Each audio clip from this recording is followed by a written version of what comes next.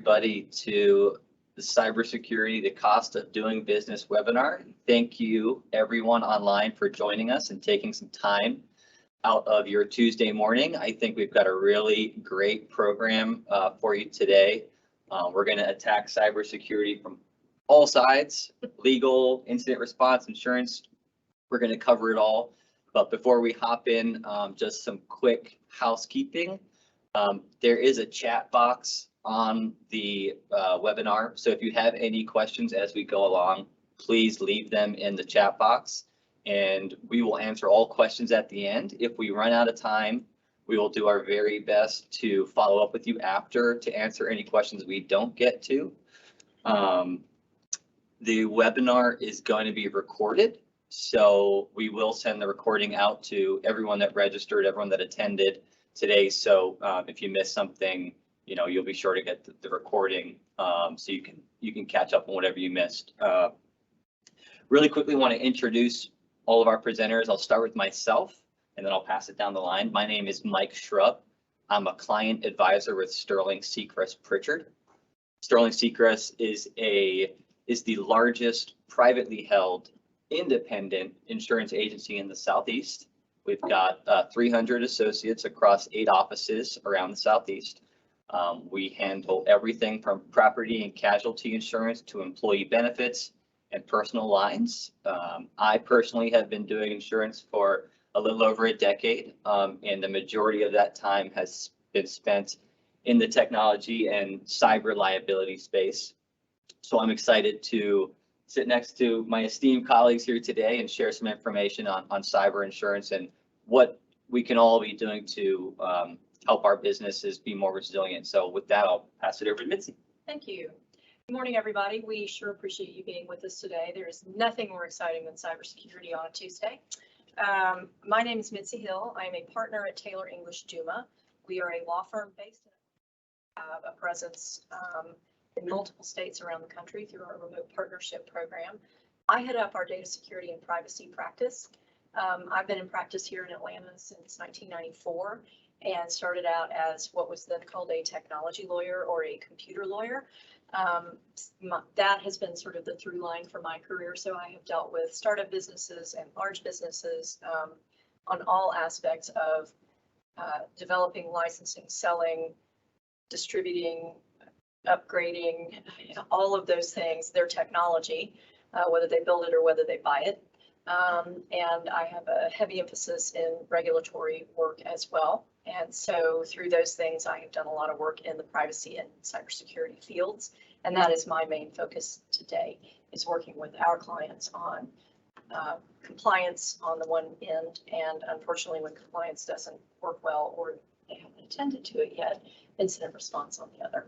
And with that, speaking of incident response, Brandy is our expert. Thank you. Thank you, Mitzi. Happy to be here. Thank you for having us. My name is Brandy Griffin. I am the Senior Manager of Incident Response at Crum and Forster. Crum and Forster is a 200-year-old insurance company, part of Fairfax. I basically sit between the underwriting and claims team. And what we're going to talk about today, you kind of see the convergence of cyber, insurance, and legal, and how we're all kind of really sharing our pools of knowledge, right? So I just started with Crum and Forster. I came from Avalon Cyber, which is the MSSP. So I was the Director of Cyber Operations, where I oversaw several incident response matters, penetration testing, managed detection and response, and worked with our Director of Advisory Services. So coming with a lot of knowledge on the cyber side. Previous to that, I worked in e-discovery and forensics, so litigation, and so just bringing all of that together to really help our insured as of today, and previously helping SMBs manage cybersecurity. Thanks. So yes, as you can see, we've put together the experts today. So I wanted to set the scene quickly and talk a little bit about why we're here and what we're here to learn. Before I do, as you can see, we're kind of going with a different setup. The 3 of us talked about webinar fatigue over the past couple of years, and so we just want to do something a little different. So the idea today is just to have a conversation, few buddies talking about cyber, trying to share some information with y'all, very informal, very casual, but we want to share the best info we can get. So sit back, relax. Hopefully you find this enjoyable. So what are we here to learn today? essentially, overarching theme is how to become a more resilient business. Everything you learn from legal to incident response. The idea is, look, we're up against a lot of bad actors in the cyber world today, and we need to be doing everything we can to protect our businesses and our livelihoods from these scams that seem to be popping up every day. So the overarching idea is to share some best practices to make your business more resilient. Hopefully you can take a few things from here that you can deploy in your organization to make yourself a stronger business. The other thing we want to teach all of you today is, what are those basic cybersecurity requirements that you absolutely must do to operate in today's economy? Everything today, no matter what industry you're in, is some level of interconnectedness with your customers, with your vendors, with whoever. And so in today's economy, it's not optional anymore to just, maybe we'll have a cybersecurity program, maybe we won't. It's pretty much a requirement. So we want to share with you what those bare minimum basic requirements are. And then we're going to build off that to kind of show you, okay, here's what you want to do if you want to be best in class. And then lastly, as I mentioned slightly earlier, we want to provide actionable advice, practical things that you can actually do, where we don't want to sit in front of you and just rattle off technology terms and speak in that manner. We want to really give you something that you can go back, have some conversations with your partners, your executives, your IT team to really put some practical measures into place to make you more resilient from a cyber standpoint. So that's the scene. That's what we're here to do. But before we get into the meat and potatoes, I thought it would be really interesting just to kind of go over the history of cyber crime. How did we get here today? Today we hear about cyber crimes and data breaches and ransomware every day. But how did we get here? How did it get so bad? So I want to go back all the way back to the 70s. Creeper and Reaper were created in 1972. These were credited as the first ever computer virus and the first ever antivirus software. They were created in a research facility. It was created on what's called the ARPANET, which is basically the pre-internet. So as soon as people started figuring out how to connect computers through a network, boom, viruses and antiviruses were created. Now, they started in a research format with Creeper and Reaper, but obviously have spread to a more nefarious means. Creeper was essentially a program that would jump from computer to computer and leave a document that said, "Catch me if you can." And Reaper was designed to go and find Creeper. So innocent. So it started off so innocent, as most things do, but over the next 10 years, up until 87, when McAfee was founded, these innocent viruses morphed. And as more personal computers started hitting the market and hitting people's households, the number of viruses started to increase. So John McAfee in 1987 founded McAfee Antivirus, which a lot of us still use today. 3 years later, in the 90s began, and that's really the dawn of the internet age. This is when more and more people, it became commonplace to have a computer in the household. Throughout the 90s, thousands of viruses were created each year, exponentially growing as we got closer to the 2000s. That led us to 97, the sale of the very first cyber insurance policy in 1997. This policy was catered exclusively to IT professionals and IT companies like managed service providers. It wasn't created for your general run-of-the-mill business. Fast forward another few years to 2005. This is when cyber and cybercrime really started hitting the front page of the newspapers. In the early 2000s, it was all data breach. So in 2005 was a huge year for data breaches. The FBI recorded 136 data breaches that were reported to the FBI, including the first breach of over 1 million records. So that's when it really started gaining traction.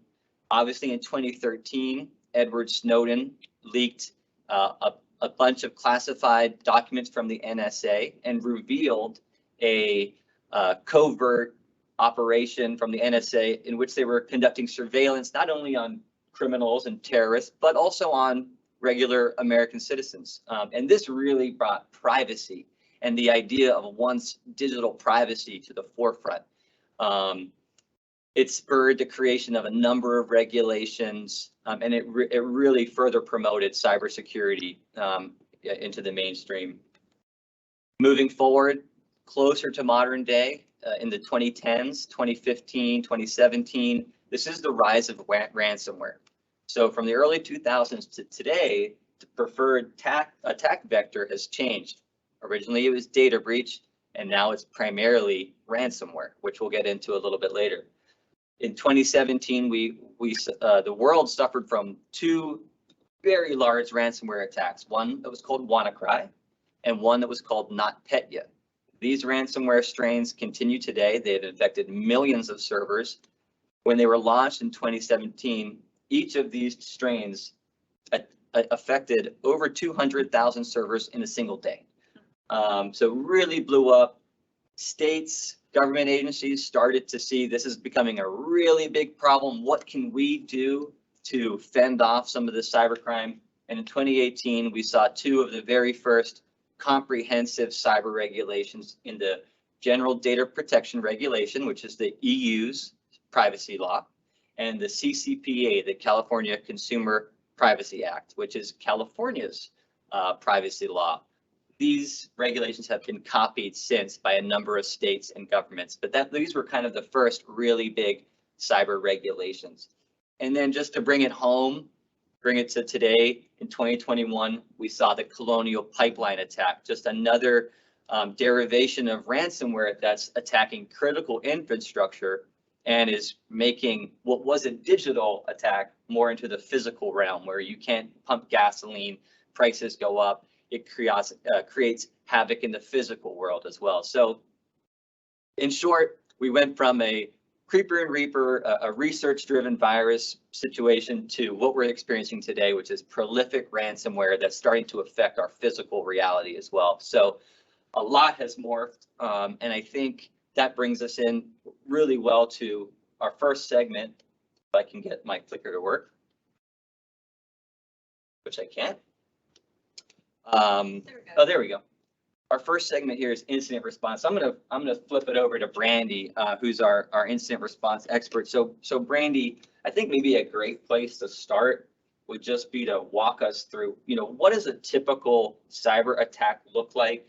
What does the incident response look like? Start us from, I get an email pop up that I've been encrypted, all the way to we're back up and running. What does that generally look like? Well, first of all, I want to thank you for that timeline. That was amazing. That was a great way to look at it and say, this is not an IT problem. This is a business problem. This is a critical infrastructure problem. This is a government issue. And so that's why we're seeing a lot of the regulatory stuff come out, and it's every day we're seeing something new in that area. So we need to start playing chess, right? We've been just kind of reacting for a long time now. So now we need to get more strategic. Instead of just reacting, we need to think ahead. So in doing that, the first part of the incident response lifecycle is preparation, right? So that's when you are, layering in your defenses. You're trying to prepare for the inevitable. And we'll get into what those things are. You're auditing those controls, right? Inspect what you expect. Just because you have something turned on or configured doesn't necessarily mean it's working right. So you want to make sure that you're testing those things, and you're testing your IR plan. And everyone talks about your IR plan, right? But it is such an important part of how you respond to attacks. Sports IR teams, meaning incident response, sorry for the acronyms. I promised I wouldn't use those, but I will again. So incident response plan, sports teams and, folks in service, they're not necessarily great because they just do it once, they're done.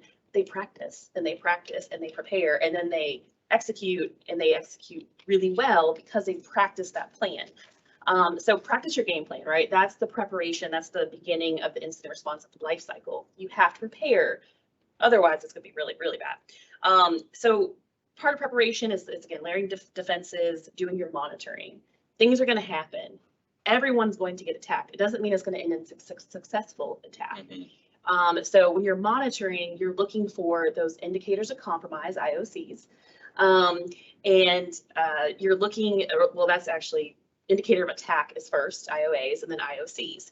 So you're monitoring, and then when you detect that, you're doing that through your antivirus, your EDR. You touched on earlier, about the earlier types of malware. Just antivirus is not good enough anymore, right? That's signature-based malware detection. You need to know when someone's in your environment and they're moving laterally, meaning moving from one system to the other. They're attempting to priv escalate, meaning they're taking a low privileged user account, maybe the intern, which everyone blames it on the intern, and they're trying to escalate that, to a domain administrator or someone more privileged where they can execute. Meaning they're trying to harvest credentials from an administrator. Right. Yeah, they're trying to dump those out. There's lots of attack methods to do that. And if you don't have EDR, you're not going to detect that, right? Because they haven't deployed malware yet. Endpoint detection and response.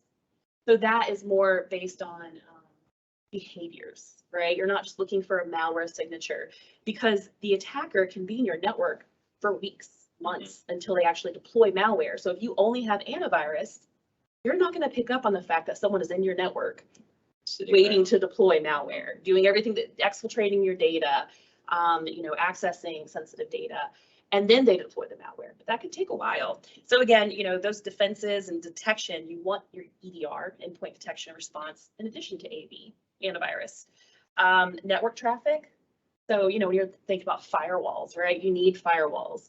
But you need to know what is typical, what is a baseline, meaning how much data typically goes in and comes out, goes out, comes in, goes out. So your ingress, egress data. And once you have a baseline, you can kind of, use that to determine, is there an excess amount of data going out? Why? Why is that happening, right? Who's actually monitoring that to question that? Looking at your email, we're going to talk about, it's not just ransomware or data exfiltrations, business email compromises. Those cost a lot of money and they impact a lot of people, and they're very easy to launch, very unsophisticated, honestly. So, you want to set your monitoring to also look for not only is someone getting a phishing email, we were talking about this earlier, but has someone accessed the email account maybe from another country, conditional access? Is there MFA, multi-factor authentication, in place so that you do have to have an additional factor besides password? Looking at, have there been rule changes? Because that's usually what they do once they get in your mailbox, is make some rule changes, get in between the conversation. If you can pick up and monitor on that, you can stop, the compromise from getting worse. Right. The exchange of money, the access of sensitive data. So it's all about, again, prepare and detect. And then you get into, all right, I've detected this incident because of the defenses I have in place. Well, now I need to analyze this. Is this a false positive? It does happen. We've actually responded very quickly, and we're, freaking out as incident responders when truly it was just someone using a test machine and running their own attacks against it. Right. That's always fun. But so you want to analyze it, you want to investigate, and you want to determine, is it a false positive or is it a positive alert? Who's doing that? I think this is a question for a lot of SMBs, and I think our target today is probably SMBs. If you don't have an internal IT team, which a lot of you probably don't, who is your service provider? Are they qualified? Are they monitoring these alerts on a regular basis? Is that regular basis 24/7, or is it just business hours? A lot of attacks happen after hours and during holidays. Yeah, I think that's really important, Brandy, because you've mentioned a lot of really great strategies for defending your network, but the question is, who's going to do that, right? And a lot of businesses that we work with, maybe they don't have a vast IT department. Maybe they're relying on an MSP. So, who should be handling that? What would a recommendation be for businesses that have listened to what you just said and said, wow, we're not doing any of that?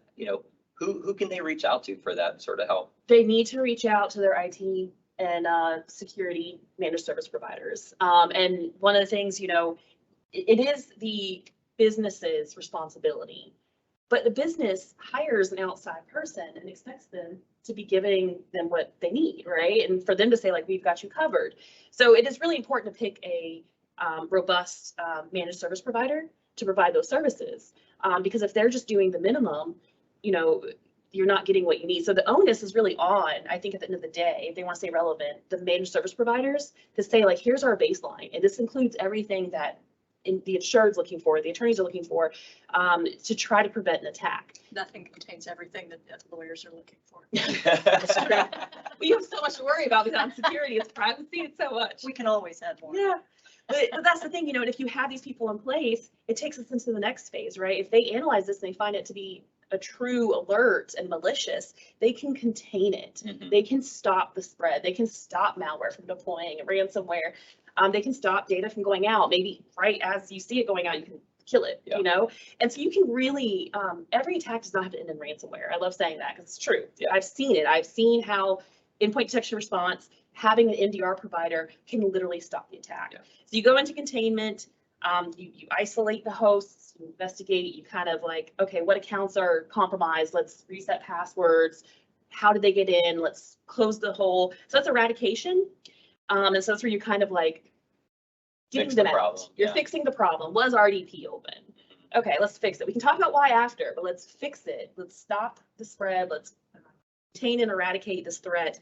Let's recover. So we're going back through, again, rebuilding, resetting, you know, that process. If you're in an unfortunate position where you have to work with an attorney on identification and notification of entities, that's a whole other ballgame, right? So you're working with potentially data breach processing review tools, review teams. I mean, there are like 50 people sitting there just reviewing data to identify the letters that we get in the mail, right? The entities. And that takes a lot of time and money. So that may be part of your process. And then at the very end, your postmortem review. So that's the incident response lifecycle. And postmortem review is what happened? What went wrong? Right. How do we prevent this going forward? Do we need to have better people? Do we need to have better technology? Like, what is the failing aspect here? And let's do this better going forward. Yeah. And unfortunately, a lot of people have to go through that very painful process before they do it right. Yeah. That's great. I mean, you shared a lot of information and some high level info. So, you know, again, just on the idea of like giving actionable practical advice to people online, what would be, you know, 3 or 4 low hanging fruit, like the easy of the easy things that you can just turn on, or things that you have to be doing? You know, what would you describe as low hanging cybersecurity controls? Well, I'm going to go into a few, but one thing I want to mention is now that we're on the carrier side, I'm seeing what they're looking at, and it's smart. Everything external footprint. What is your external footprint? Are you running scans? You know, are you looking at your DKIM, DMARC SPF records, which is, you know, for email? Do you have multi-factor authentication? You know, what ports are open? What's available to the external world? And let me tell you, all day long, all these people do are sit there and run scans. And it could be machines or humans, but either way, this is all they do.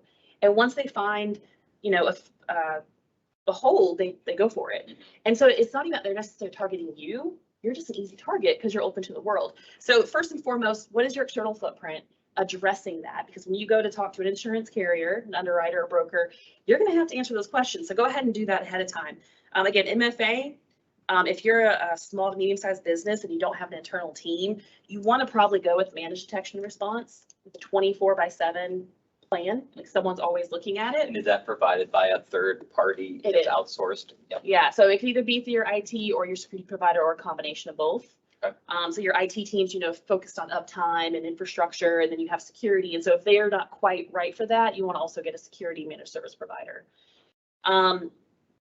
Ransomware resilient backups. People are like, oh, I have backups. Well, have you tested them? How far back do they go? Again, if an attacker was in your environment for 3 months before they launched the attack, you may have to go back to backups from 4 months ago. So how far do you have them? How are they kept offline so that they're not impacted during the encryption process? And vulnerability management. My new manager actually just gave a presentation, and he actually showed the increase of vulnerabilities over the years. It is astronomical how much vulnerabilities have increased over time.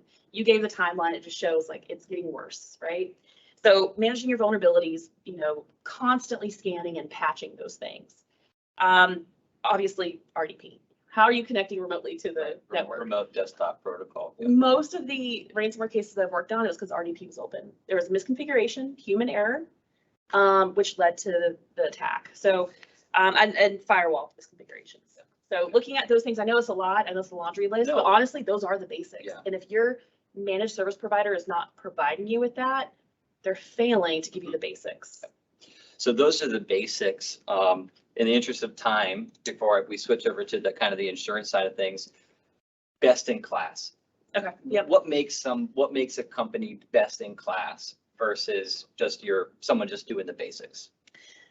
Well, if you want to be on the basics, again, you want to also audit. You know, Yeah. you're auditing what you're doing. You're doing penetration testing. You're working with an auditor.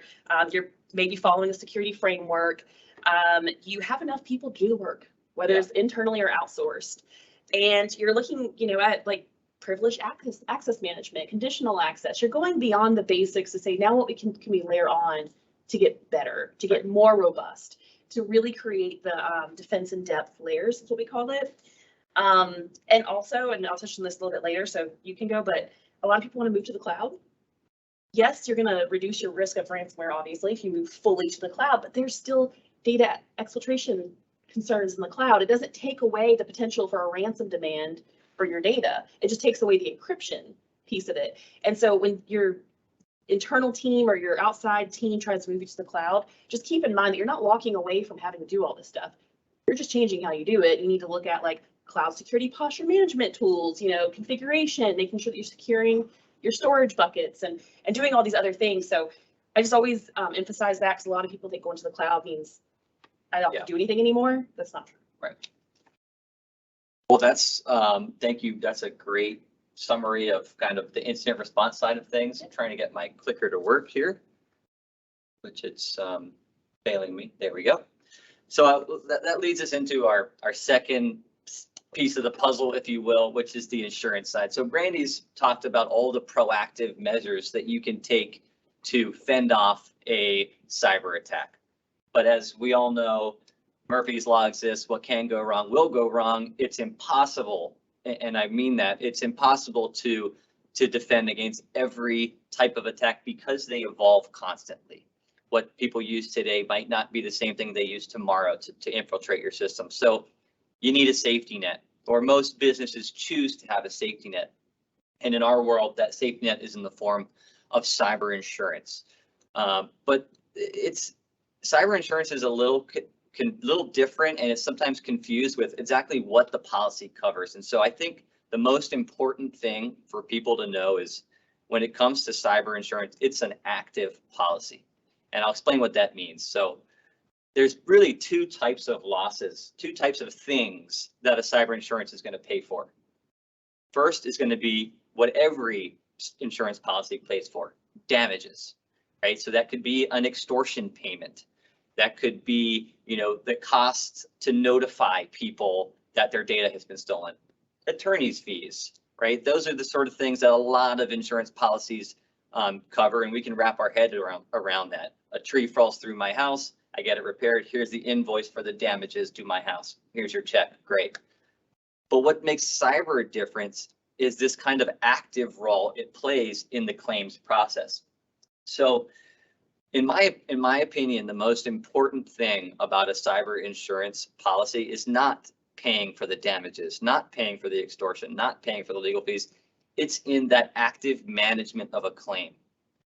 A lot of businesses that use cyber insurance really love the fact that when they have an attack, their insurance carrier has vendors on standby, right? They're available 24/7. So you experience an attack, you notify your insurance carrier, they have the forensics, the cyber forensics on standby. They have the cyber consultants. They have the call centers for credit monitoring. They know how to notify affected individuals. They have attorneys on standby, right? They help you manage, they coach you through the incident, how to respond. Should you negotiate with the cyber criminal? Should you not? You know, they can hold your hand and walk you through that. And all of those services are covered by the policy. So sometimes when I talk to businesses about cyber, I ask them a bunch of questions like, all right, let's imagine you've had a cyber attack. Well, how did it happen? Whose data was stolen? How do you prevent it from happening again? Do you know how to set up a call center for credit monitoring? You know, what regulations are you subject to? And usually I get met with a blank stare. And so my follow-up question was, how long is it going to take you to figure all that stuff out?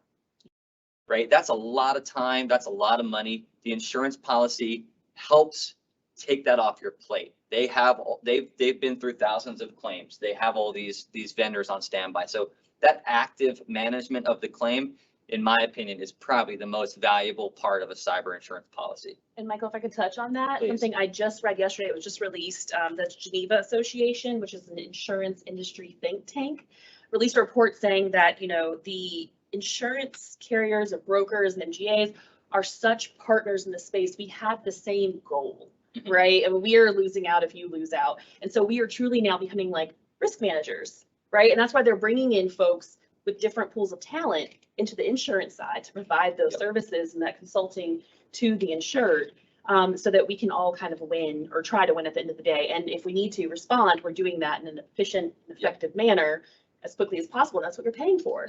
You're paying for good insurance for that reason. Absolutely. The insurance carriers have a vested interest in bringing the claim to a quick resolution and cost-effective resolution. Absolutely. So all the stuff that we've mentioned, I've mentioned it can be very costly and expensive, and that's really true. And especially when you have an exponential increase in the number of claims, insurance carriers start paying out a lot of money. What happens when insurance carriers start paying out a lot of money? They raise their rates, they change their underwriting guidelines. And that's what we're seeing today in the insurance market. So, no surprise, if you've read the newspaper in the past 2 years, cyber is everywhere. The number of claims that our carriers are being tendered to our carriers has grown tremendously. And they're underwater in terms of managing those claims, in terms of their profitability. Unfortunately, or for insurance companies, our business is just like everybody. We like to, make fun of them as, the big bad insurance companies, but their business is just like all of ours, and they need to make money. And if they don't, they're not going to be here for the long term to help protect their insureds. So over the past 5 years, the cyber insurance market has deteriorated significantly. So what the carriers are doing is raising their rates. So over the past year, on average, we see about a 70% rate increase from year to year on cyber policies. That sounds like a lot, and it is a lot. There are two types of businesses in the world today from a cyber insurance standpoint. Ones that are going to get a really big increase on their renewal, and ones that aren't going to get any quotes because they don't have the controls in place. I don't mean to scare anybody, but that's the fact of the matter. So, how do we navigate this market, and how do we make sure that we can get quotes and that we are insurable? Brandy touched on a few of them, but there are certain controls that businesses absolutely have to have if they want to get cyber insurance. And they are, first and foremost, multi-factor authentication. People think when they hear MFA that it means, all right, every morning when I log into my computer, I'm going to have to log in and then log into my cell phone. That's not what MFA is. MFA, for some users, like maybe your administrators, perhaps that is the case where they always need to sign on with a phone. But for your day-to-day employees and users, typically MFA is only going to be required when you use a new device. So you borrow a friend's laptop to log in, or you log in remotely. And these are just best practices. Sure, they might add 10 seconds onto your day, but if it means avoiding a ransomware attack or a cyber attack of some kind, well worth it. Regardless, it's required if you want to get insurance today. The other would be backups, as Brandy mentioned. Having data backups in the rare case that your data gets attacked and encrypted or destroyed to a means where it's not possible to be rebuilt, we can always use our data backups. Sometimes, if our backups are good enough, like Brandy mentioned, you can avoid paying a ransom altogether by just relying on your backups. Employee training. So as much as cyber crime has evolved and changed, the one thing that hasn't changed is the number one vulnerability of businesses has not changed in years, and that is your employees. Clicking on phishing links, sending in, being spoofed by emails that look like they're coming from your CFO, whatever, going to websites that are fraudulent and downloading stuff off, whatever it might be. Your employees are, your biggest vulnerability from a cyber standpoint. So educating them yearly or semi-annually, training them on what does a phishing email look like, even running fake phishing attacks is a really, really good way to, train your employees and identify those employees that need additional training. Yep. So those are the three basic controls that you need. Followed after that would be your endpoint detection and response. And then if you are logging in remotely, having some kind of RDP, remote desktop protocol, and a virtual private network to log in remotely is something that is really, that our carriers are really looking at strongly. If you can do all those things, you'll get a quote. If you can do all the things that Brandy was talking about earlier, you're going to get a much better priced quote. And Michael, you and I talked about this earlier, but like you said, 5 years ago, nobody was running external scans. They were just asking questions. I mean, now do you see that for the most part, most people are running external scans? Yeah. For that external threat footprint? That's a great point. So, when you put together your application and send it off to your insurance, or your broker sends it off to your insurance carrier, your carriers, the underwriters, are going to read that application and they're going to check a few boxes, et cetera, but they're also going to do an AI kind of automated technology scan of your footprint in the public domain.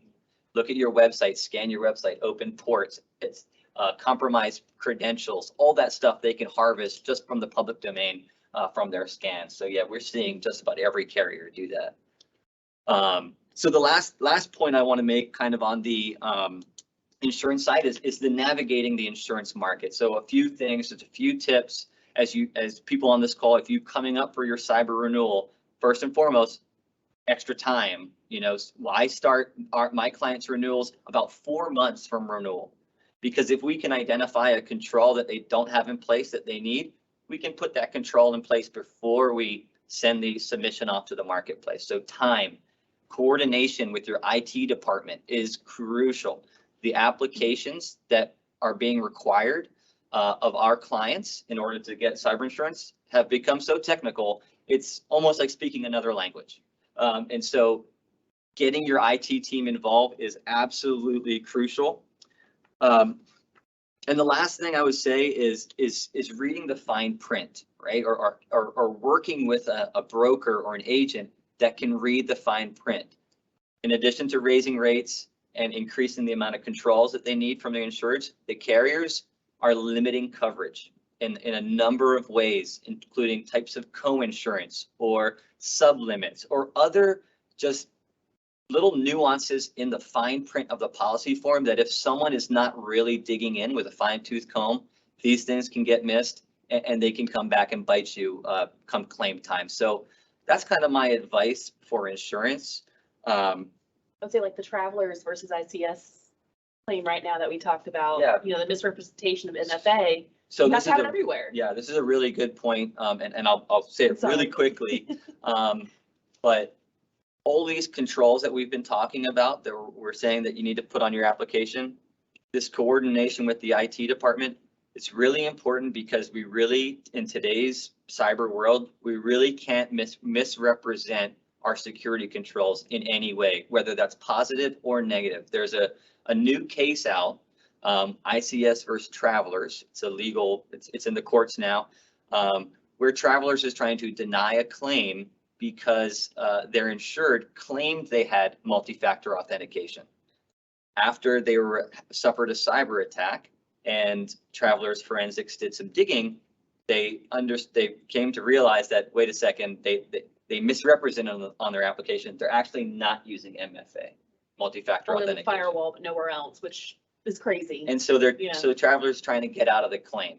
Yep. And that's not a slight against Travelers, a phenomenal insurance carrier, one that we trade with all the time. But it's a reminder that as insureds, as businesses, we need to be really careful and cognizant about how we fill these applications out. And we really need to cooperate with our IT team department to make sure we represent everything accurately.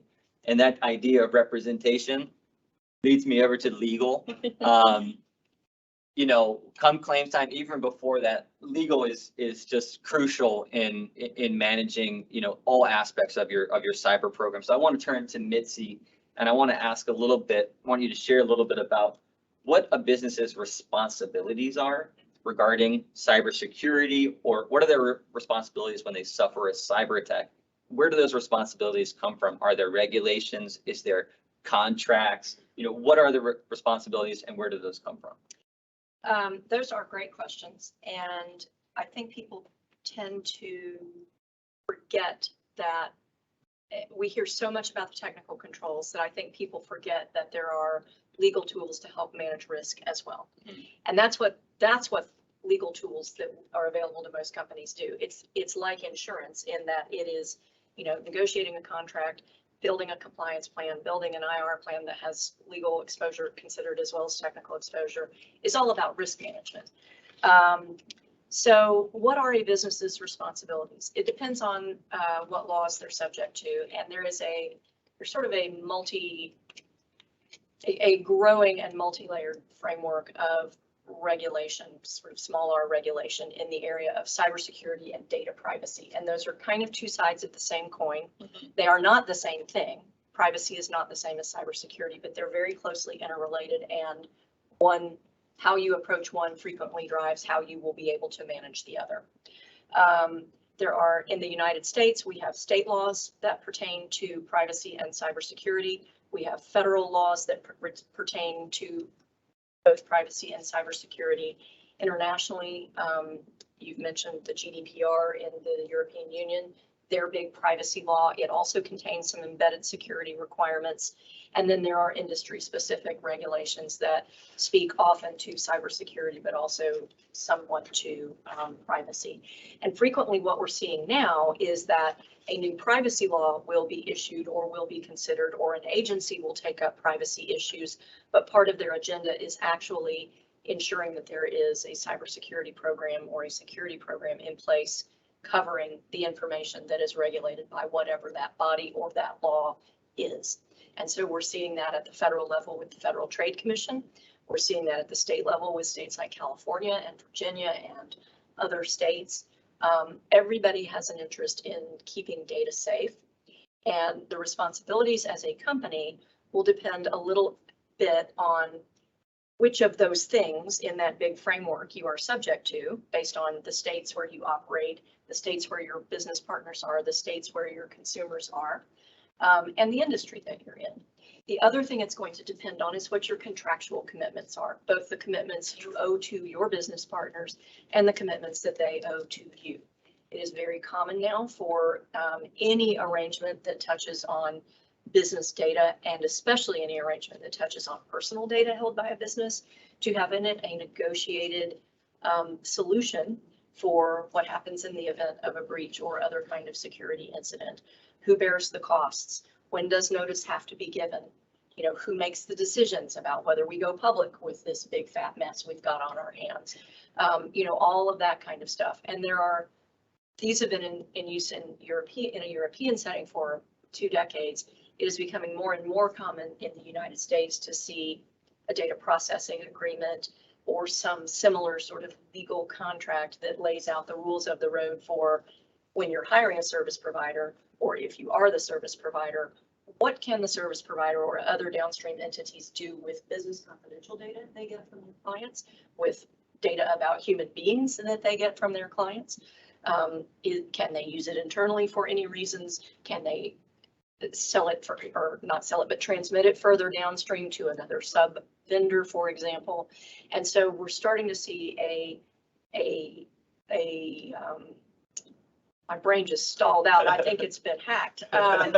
We're starting to see multiple layers of both contract and regulation, even domestically, where in the United States we've historically not been super focused on personal privacy, but because the Europeans have gotten so focused on it, and because of things like Edward Snowden and his exposure of the NSA and sort of similar things coming out in other places, I think people are becoming more aware that our data are out there doing things that we don't know about. Mm-hmm. And I think what we're going to see as a result of that, that's all about the data about us, the stuff in our phones, the stuff on our laptops, the stuff in our cars. But I think as a result of that growing sophistication about how data can be used, we're going to see more effective, for good or bad, regulation in the United States of how data are handled as an asset. And it used to be until 4 or 5 years ago in the US, if you had data inside your company, didn't really matter who it belonged to, you could more or less do with it what you wanted to do with it, subject to limits of contract with your business partners. That is no longer the case. The state privacy laws, the international privacy laws, if we ever pass a federal privacy law, those are all limiting how you can handle personal data. That is being layered onto an increasingly sophisticated and increasingly complex contractual scheme that relates to business data. So you have several things that you have to check to understand what are my responsibilities. A, what data do I have? B, where do I get it? C, what do I do with it? And then based on all of those things, you start layering in, is there a state law? Is there a federal law? Is there an international law? Is there a contract? Are there multiple contracts? Do those all have the same requirements?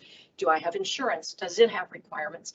And then you start coming up with kind of the whole of what your legal posture looks like. Yeah, so that kind of leads me to the next question, which is, I mean, that sounds like a lot. It does right? sound like a lot. So, I mean, what is outside counsel, or, what is, I'm a business owner, I work with Taylor English. How should I think about your role pre-incident and post-incident? For most small and medium-sized, it is a lot. For most small and medium-sized businesses, the bottom line is that the number of things that you have to comply with is actually not going to be equal to the number of things that are out there.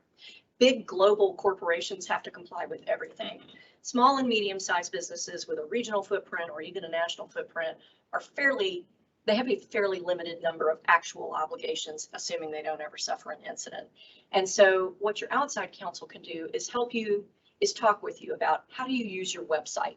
How do you communicate with your customers? What data of theirs do you have access to? What data of human beings, employees, consumers, whatever, do you have access to? What do your major customer contracts say about data incidents and security and technology? And help you come up with a plan that is not going to bankrupt you in pursuing compliance. They can help you understand where you might have exposure. They can help you understand where that exposure might really cost you money if you had a problem, and where it is less likely to cost you money if you had a problem. And then talk with you about, based on the resources you have. Do you have internal legal? Do you have internal IT? Do you have an external, service provider? Do you have insurance coverage? Come up with some plans to update your policies, update your form contracts, make sure that you've got an incident plan in place, and make sure that you are talking to and training your employees. Because I agree with you that human factor is the one we cannot engineer around that. And people cannot hear often enough, don't click the links, don't trust anything you get by email, never send money on the basis of an email, those kinds of things. Yep. The other thing that having a lawyer involved in the discussions can do pre-incident is, everyone is going to have a list of, particularly once you've gone through the underwriting or you've had a technology company come in and help you assess your security posture, you're going to find vulnerabilities, and you're going to find problems, and you're going to find gaps. And there will be recommendations for, here's what it would cost to fix everything. Right. Most of us can't spend that money, just like we can't on our personal budgets.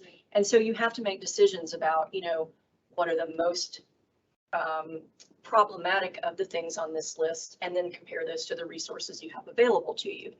Those discussions, if they are being driven by the context of legal advice, are covered by a legal privilege that should help protect them if you ever do have an incident down the line and a regulator or a plaintiff is trying to uncover, well, why didn't you fix this thing that you knew about? Don't give a roadmap.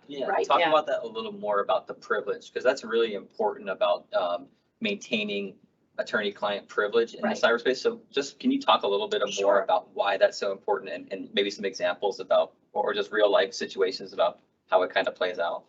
So privilege is this idea that in the context of seeking legal advice, people should be free to communicate frankly with their lawyers and tell them all the bad facts, and so that the lawyer can understand and say, aha, we need to account for that bad fact, and here's how we fix it, right? It is not automatically conferred on every conversation you have with a lawyer. It is not automatically conferred on every conversation you have with your lawyer. And so the lawyers can help you understand, who needs to be engaged, how they need to be engaged. Frequently what will happen is if there's a security test or a penetration test or a vulnerability assessment going on for one of my clients, the technology firm, the services firm will actually be engaged by me to report to me and to deliver advice to me on what they find in the client's posture so that I can give legal advice to the client. The real structure is that we are all communicating all the time about this stuff, but then that means that those discussions are within the context of this client is seeking legal advice about how to reduce their legal exposure. The other thing I would tell you, so that's on the front end. If you do have an incident, it is absolutely critical to have legal counsel involved and driving the communications. And it is equally critical to ensure that you are separating incident investigation, recovery, and response from future planning. Because if those processes are commingled and if the output of those processes is commingled, so if the report from your service provider is, here are all the problems we found and what we did to fix them, and here are our recommendations for the next company, that starts to look less and less to a judge or a jury like incident response that is a legal emergency as well as a technological emergency, and more like operational business planning. And they are more and more inclined to start poking into it and saying, we want to see everything. So it is the role of the lawyer, particularly an outside lawyer, to not be part of your operations and to be there for the limited purpose of giving you advice about security or advice about the incident so that you are trying to create a bubble of privilege around each of those things. Yeah. Super helpful.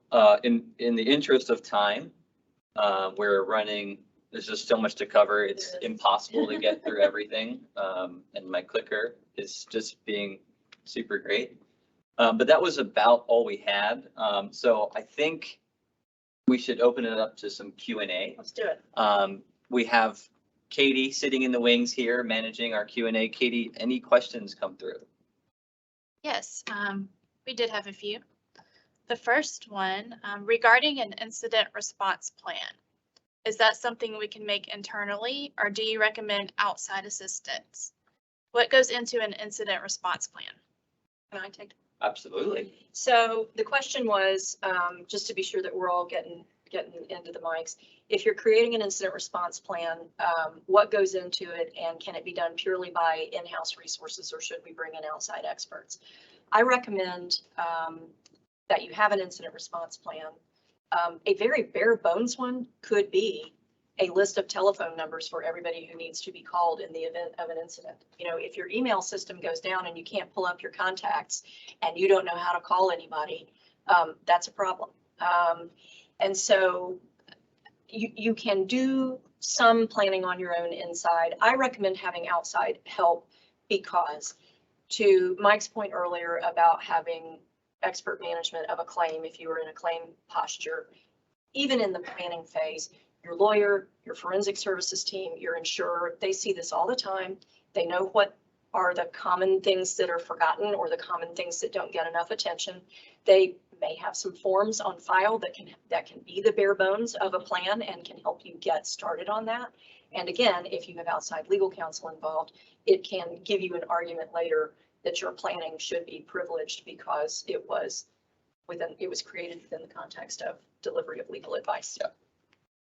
What do you think? Anything to add?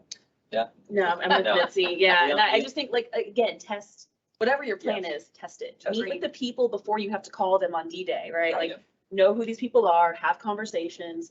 You don't want to meet these people on the worst day of your life as a business owner. Yeah.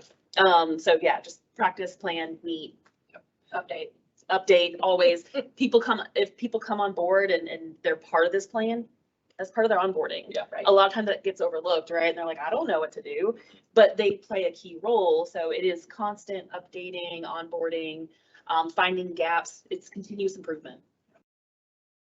Okay, and our next question, is it a requirement to notify our business partners and customers if or when we suffer a cyber attack, thinking about the reputational risk if we do versus the legal repercussions if we don't? Mitzi? Yeah, that sounds Yeah, good. that's sort of. I don't need to volunteer for that one, do I? Whether you have a duty to notify business partners is going to depend on what your contracts say. And so it's vital that you understand what is in your contracts. Whether you have to notify anybody else, meaning end users, consumers, regulators, many state laws require that regulators or law enforcement be notified, is going to depend on how many states these affected people live in and what the laws in those states say has to happen in the event of a data breach. Sometimes you get lucky and you only have to report if there are more than X thousand people affected, or sometimes you get lucky and you only have to report if information was actually exfiltrated. And so if you've got a bad guy hanging out in your system for 4 months, but they never actually take anything, maybe you don't have to report. Right. But more likely what happens is that you've got some contracts that say you must tell us of any incident, and you've got some state laws that will apply that say you must report this incident. And in other cases, and in other places or under other contracts, you won't have that obligation. My advice will always be report to everybody, even if you don't have a legal obligation. We can help manage the PR implications of it. And in this day and age, it is better to over disclose than to under disclose and be caught, because it always looks like you're hiding something, even if you had no legal obligation. And on that note, Mitzi, I know Virginia just released a reporting 24-hour. Florida, I think, is doing like a 6-hour or 12-hour starting July 1st. So Wow. depending on the government, industry. Yes, for public entities. Right, state agencies, critical infrastructure. Yeah, and some of Yes. those include schools. Yes, Right. And so correct. now we're seeing this, I think they're testing it Yeah. with the public entities to say, like, how can we apply this to the private sector? Right. And so I think we're going to see, like, these states are going to have to prepare for what that looks like, right? Because Right. once someone reports it, there's a tracking process that goes into it. Correct. So I think it's a testing landscape right now. It is going to be, yes, there's going to be, from this point forward, there is not going to be less regulation. It is, the obligations are only going to mount. And the bans on ransomware payments just means that they're going to find different ways Right. to get money out of us, to extort. They're going to go to your clients, say, I have your data, you need to tell that company to pay. Yeah. Who cares what the state law says? So they're going to it's really interesting, because I think that it's going to get bad, because they're going to find other ways to, and maybe it may not be ransomware payments. Maybe it's, we're going to shut down the power grid. We're going to, infiltrate, the government systems. And we're going to take all of this data that, is encrypted. And once the computing comes out, we're going to tap into that data, break the encryption, and then it's really gonna be bad. So I don't think we're prepared for what that looks like. Right. And they're gonna find different tactics, because if we're banning ransomware payments, this is a lucrative business. They will find a way to make money. I think that's right. And I think that is why you're seeing the states and the federal regulators step up the idea of Yep. incident reporting. But you are right. Once that applies in any industry setting, it's going to bleed, even if it's not a formal requirement. The notion of that is now out there. And so the best practices that are adopted by private industry, even if they're not required to, are going to start to mirror these things. Yep. And so, because that's the way it happens. Yep. Insurers will start to say, aha, we love that idea. Yeah. You got to do that with us. Yep. Well, and that is a point I wanted to make. A lot of my clients don't understand when their insurance coverage kicks in, and they call me, but they don't want to call their insurance company and tell them we've had an incident. We've got to break that barrier. And frequently their policy doesn't pay for anything that happens before Prior they to the tell you. notification, yeah. So it's not when the claim happened, it's when they, Notify. so there is that much more incentive to come clean.